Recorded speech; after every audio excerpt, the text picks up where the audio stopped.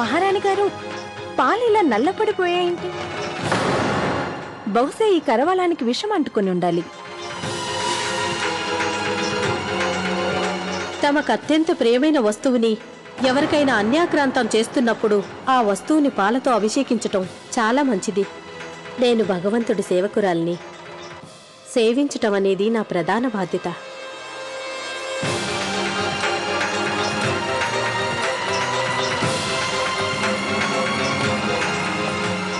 ఇంతవరకు జరిగిన దాడంతా వ్యర్థమైపోయింది. పని లేని ఆ బిచ్చగత్తె అడ్డం వచ్చింది.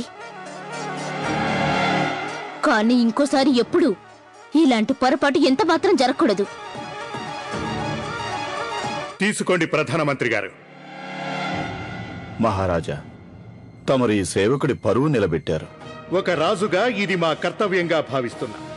తమరికి ఎప్పుడైనా సరే, ఎలాంటి అవసరం వచ్చినా సరే, నిర్మోహమాటంగా మమ్మల్ని అడగండి. తమరు దయార్థ హృదయులు. దీన్ని తీసుకెళ్లి జాగ్రత్తగా పెట్టండి.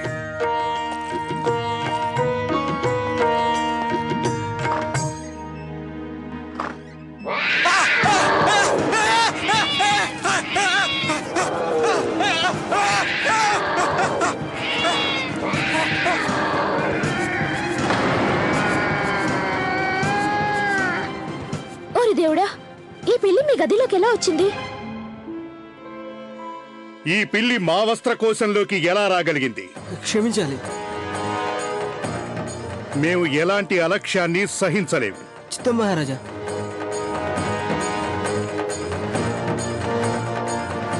అసలు వీటన్నిటి వెనుక ఎవరున్నారో నేను కనుక్కోవాలి. ఏమైంది రాజవైద్యుడు గారు? ఏమైనా తెలిసిందా? తెలిసింది మహారాణి.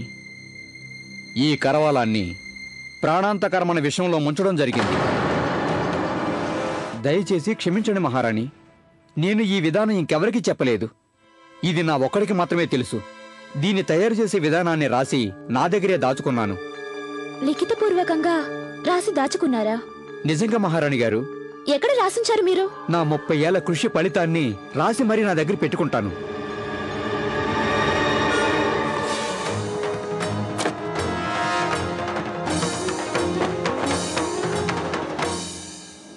ఓరి భగవంతుడా, ఆ పుస్తకం ఈ సంచిలోనే పెట్టాను. అంటే ఆ పుస్తకాన్ని భవనంలోనే ఎవరో దొంగిలించారన్నమాట. మరి ఆ కుట్ర పన్నిన వారు భవనంలోనే ఉన్నారంటే అది ఎవరై ఉంటారు?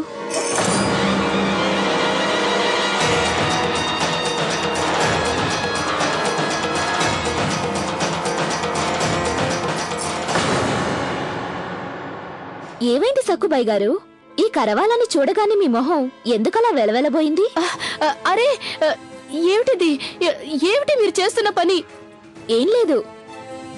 నాకు తెలిసినంత వరకు మీకు కరవాల యుద్ధంలోనూ బళ్ళాలను గురిచూసి విసరడంలోనూ చాలా ప్రావీణ్యం ఉందట. మహారాణి గారు, మీరు ఇలా అందరినీ బెదిరించడానికే వచ్చారా? అదేదో మిమ్మల్ని మీరే ప్రశ్నించుకుంటే బాగుంటుంది. అప్పుడు నేనెందుకు వచ్చానో మీకే తెలుస్తుంది. అర్థమైంది. మేము భయంతో వణికి చేస్తున్నాం. అదేం లేదు, ఊరికే ఆడుతున్నాను. నాకు ఏ ఆట బాగా వచ్చు ఆ ఆటే కదా ఆడగలను. లేది, దానికేం లేదు. ఏముంది దీనికి? లేదు లేదు, నేననేది ఏంటంటే ఎంతైనా కరవాలం కదా, దాంతో అలా ఆటలాడితే ప్రాణాలు కూడా పోవచ్చు కదా అని. ఇంతవరకు మీరు అలాంటి ఆటే కదా ఆడుకున్నారు. ఇప్పుడు ఈ ఆట లక్ష్మీబాయి ఆడుతుంది. ఒక్క సంగతి బాగా గుర్తుంచుకోండి, నేను నా భర్త కోసం నా ప్రాణాలైనా ఇచ్చేస్తాను. ఒకవేళ మీరు చేసే పని వల్ల ఆయనకు చిన్న గాయం తగిలినా ఈ కరవాలం ఈ లక్ష్మీబాయి చేతుల్లో ఉండదు. ఆ దుర్గా అమ్మవారి చేతుల్లో దుష్ట సంహారం చేస్తూ ఉంటుంది.